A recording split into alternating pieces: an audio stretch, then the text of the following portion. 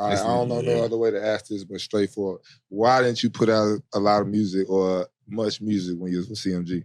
We got it now. I feel like I put out a lot of music during that time, but we had a production deal with Cash Money, so it was kind of like it's like a hierarchy kind of thing. It was getting it signed off on. You know, it was, I guess a chain of command is what I'm trying to say. It was really I'm signed to somebody who's signed to somebody else, and I see. That makes sense because this nigga said I caught 5 charges when I was on the same level with Wayne. I barely know that nigga. Yeah, real talk. I mean, related. Damn. Yeah, it was kind of like getting it signed off on because it's you just follow the money like anything in business. But I put out a lot of music. I mean, shit, me and Gotti probably put out 30, 40 songs. Yeah. But it was like getting it put out through Universal Motown, which was at the top of the food chain. Like by the time they cutting the check, this just business. By the time they spending money, it's all about how we gonna get our money back. Yeah. And we really ain't trying to spend no more money until we figure out how we gonna, you know what I'm saying, recoup on our investment. And so whereas like I might have been rapping my ass off and it might have reached people on the underground level, that shit really don't move the needle. You know what I'm saying? People spending 6 figures at a time or they going out for ad buys and pitching to radio. They want the one that, you know what I'm saying, that we can get it all back at once kind of thing. So, you know, it was kind of like as an artist on like a purist level, I'm just falling in love with making music or making the music and also learning the game of how to get the music to the people. Because whereas I was doing mixtapes and just out the trunk, like that's how I got on. Yeah. I'm now part of in the streets though. And now I'm part of a system where like they trying to mass produce it and ship it out and go radio and do all this, you know what I'm saying, sync all their resources when it's like that, you know, that out the trunk push. Like to this day, I feel like if we had just kept chipping away what we was doing, it probably would have been grander. But you know, you kind of get caught in the headlights of it all, and it's like, well, shit. I used to watch these dudes on TV, and I want to do what they've been do it that way too. So yeah. I mean, the simple answer is just the business of it. So did that make it easy for you to be like, hey, I'm going indie? Yeah, I was gonna ask. Yeah. It was really like you had no choice. Yeah, I was gonna say I really didn't have a choice. Yeah. Like at the time, it was just like I grew such a passion for it, and I was growing audience too. Like, cause I really never stopped chipping away. So same way you say you've been listening to my music for going on 20 years, it's a lot of people that maybe not the whole 20, but maybe they came along 15 years ago, 10 years ago. It's just been like snowball effect. It's just been building. So it would have been a disservice of myself to just, you know, sit and wait or do nothing when I feel like, you know, it's something out there for me and I just keep building on that. But also, like I said, I got a lot of game along the way. I learned a lot. It was like, all right, next time maybe I don't want nobody money. You know what I'm saying? So I can move at my own pace. Yeah. And even if it's, all right, we might not move 1 million units, but if I sell 10,000 units, I can make my money back that I put into it, and I can do it again. And I can do it again whenever I want to. Right, yeah. And, you know, since then, like I said, I was working in this system in the time since. I probably put out 15 to 20 projects, like commercially. Yeah. You know, a few of them charted, you know, on Billboard and otherwise, but it was just my brain trust or, you know what I'm saying, my resources. Because, I mean, the game changed too. And I came in at such a, like, unique time when it was still, like, I used to record on DAT tapes and, you know, it was very, like, I pressed vinyl records and shipped them out. Like, things is like the technology, like, one of the CDs ain't even a thing. Yeah, not at all. Not to mention, like, physical copies. Yeah, I was going to say putting, like, 100,000, like, probably 100,000 plus physical units in the streets, you know, without it being, like, commercial. This just, like, promotional material. Right, like, that's hard to do. He did that shit. A new artist that's like, popping, probably ain't pressed one CD. Right. You know what I'm saying? That's crazy. But when you was on YouTube, like, nigga, dropping out them videos, and you dropped the musical, then this nigga just dropping video after video for damn near every song on the mixtape. Nigga, I was so influenced. You see the chain this nigga got on? What does that say? The Grind same hard, shit, yeah. nigga. I was motivated, you hear me?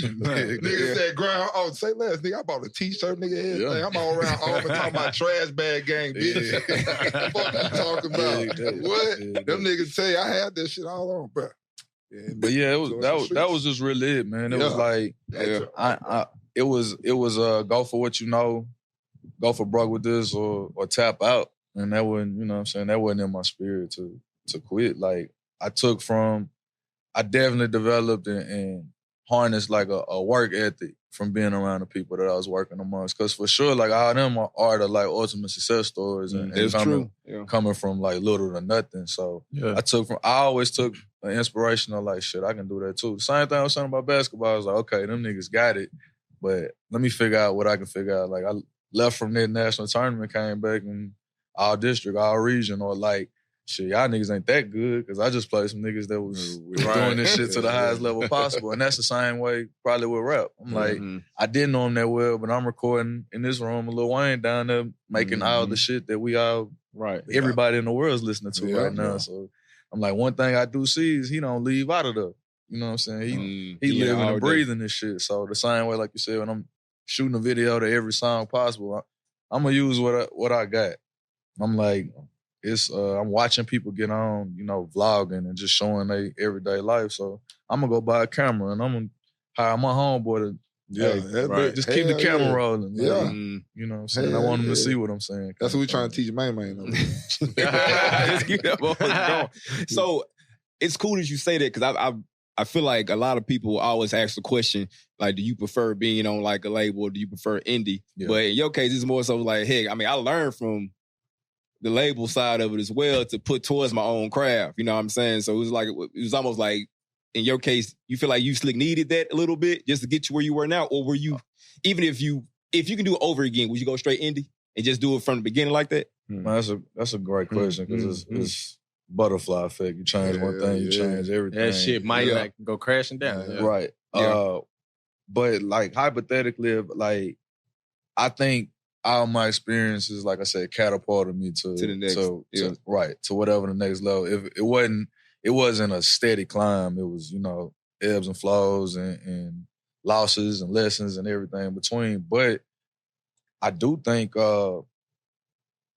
it's just a difference of what I came out on the back end. A lot of that knowing. I don't think the problem was signing a deal. I think it was a lack of information going into. Like I had the talent enough to be on somebody's radar, enough for somebody to make a blind investment, and you know, but I didn't have enough game to do what needed to be done with it. You know what I'm saying? I'm accountable enough to look at it that way too. It was just like, oh shit, they rocking with me or they think enough of it. And in truth, it wasn't that it was like luck that I had gotten there, but the game plan wasn't really intact enough to, you know what I'm saying? I've taken meetings and turned down deals since because I felt like our vision didn't align because I knew what I wanted to do. And I'm like, even if the math was right, it's kind of like, I don't want to be bound to that. I might, in 6 months, want to go in a different direction or, you know, or don't want to be a part of this system. But I think it's hit or miss, and it's kind of about what you're trying to get out of it. Like at that time at 19, honestly, it was almost like a cool factor. Like a deal was almost like I got a deal. I got a token deal. thing. Yeah, it was like that's almost what you aspired to do. That's the high. Right. Versus looking back, shit, if I could have sold X amount of units 10 times on my own, like that's my own deal. Yeah, like what is what is ticket basically? Right. And so it's just it's all about perspective. Yeah. And for where I am now, it's like, sure, who wouldn't want to spend somebody else's money rather than have to spend your own? But it's like you got to accept everything else to come with that. Because like I had all them voices and otherwise like, do it like this, try this, do this. And I'm like, man, I'm the expert at me being me. You know what I'm saying? It's like for my fans, for my demo audit, Hey, so you spoke about, having a lot of learning experiences throughout your time, say 7 some years. So would you say, like in our professional sports, I would say we got a learning moment. You got a learning experience. You had that welcome to the league moment. Did you have one of those moments or a couple of those moments you like, damn, this how this bullshit is, or this is what this is, this how I got to play the game or whatever?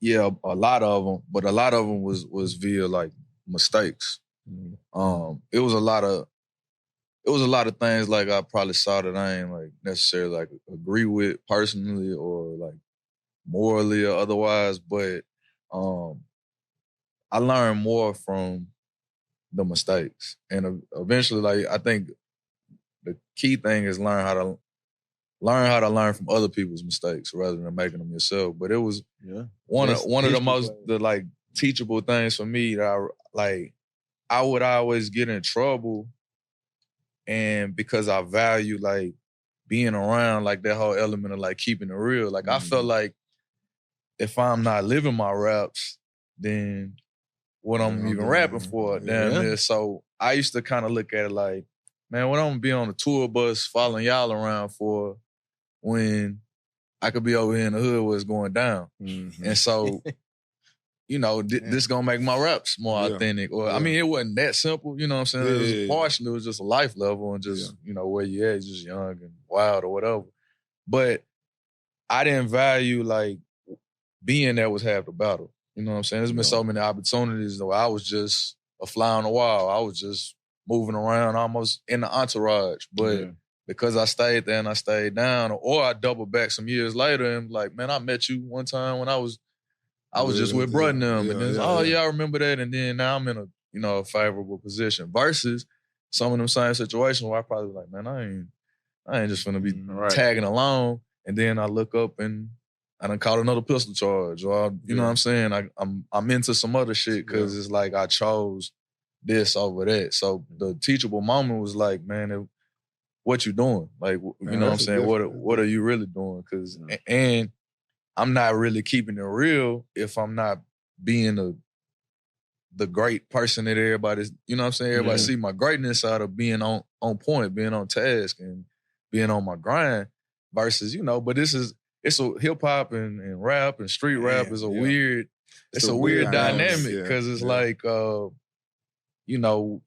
people view, even with like the youngsters, it's like, I was going to ask about that. It's like, it's more about authenticity and credibility over the actual like skill set of rapping these days. But that was part of it. It was like 1 foot in, tiptoeing that line. I learned like, you gonna get out of this shit what you put into it, including like if you divide your energy, well, you gonna get the energy to come with all the rest of the shit too. And some of the people that I'm looking at, even some of the situations, I'm like, man, I ain't tagging along. I had to really like refocus and like, man, they own this full time. You know what I'm saying? Regardless of what they project.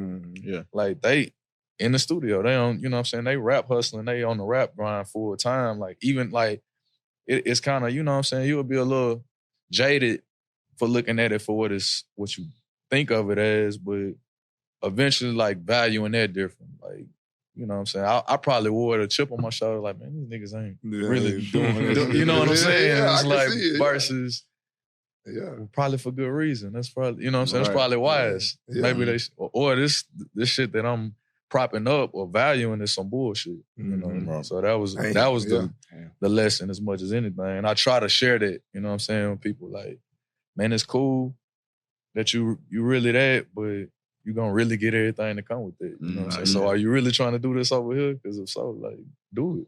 It's more than one way to get something accomplished, basically. For sure. Yeah. That's how I look at it. Like, we can all do it how we want to, but then it's like, you kind of look at somebody like, man, that shit look lame as hell, but man, winning though. It's working. Right. I'll be lame in here real quick for a minute, but I ain't really like that though. You know what I'm saying?